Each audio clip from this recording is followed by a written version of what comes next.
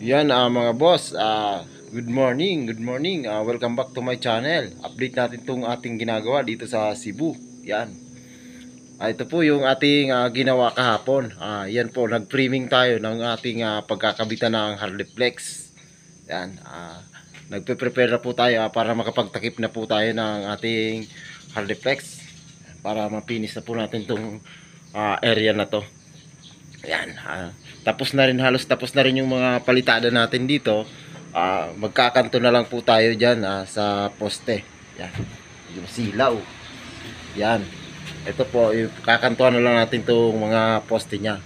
Pero yung mga wall dito, napalitadahan na natin. Kaya po tayo naglalagay na ng ating pagkakabitan ng hardiplex, yung ating framing. Yan, and then dito ganun din, ayan. Tapos na rin po natin na malagyan ng framing dito sa taas. Okay na rin. Tatakpan na lang din natin. Then yung bintana naman natin dito yung ginagawa ng last day. Yan. Okay na po. Nakabit na rin natin. Then nakantuhan na rin natin. Uulitin na lang natin yan ng pintura.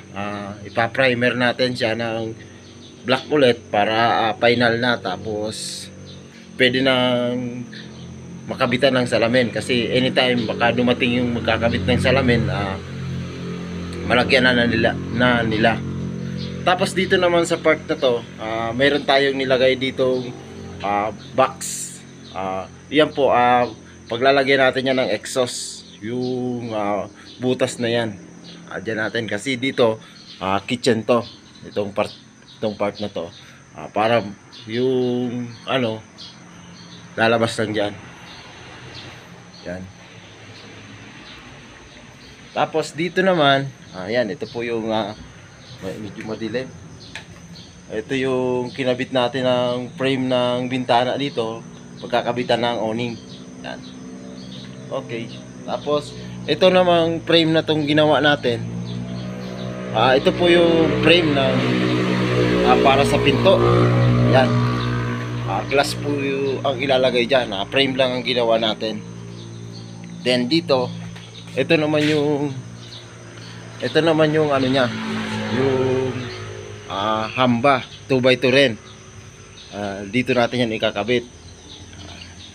Tapos dito, tatakpan na lang natin ng hardiplex yan, taas na yan. Like kagaya nito. Ito, may takip na dito. Tatakip na lang natin dito sa kabila para solid na po yung hardiplex na may lagay natin dyan. Tapos dito, ganun din. Dyan sa part na yan, tatakpan na rin natin yung kabila niyan para maganda na yung tignan, malinis na. Saka uulitin na lang natin to ng primer black para okay na yung kulay ng pintura nya. Yan.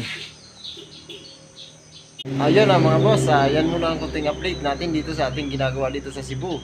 Yan, please subscribe my YouTube channel at pakarate na rin po ng notification bell para lagi kayong update sa ating mga video na nilalabas. Yan, maraming salamat po and God bless.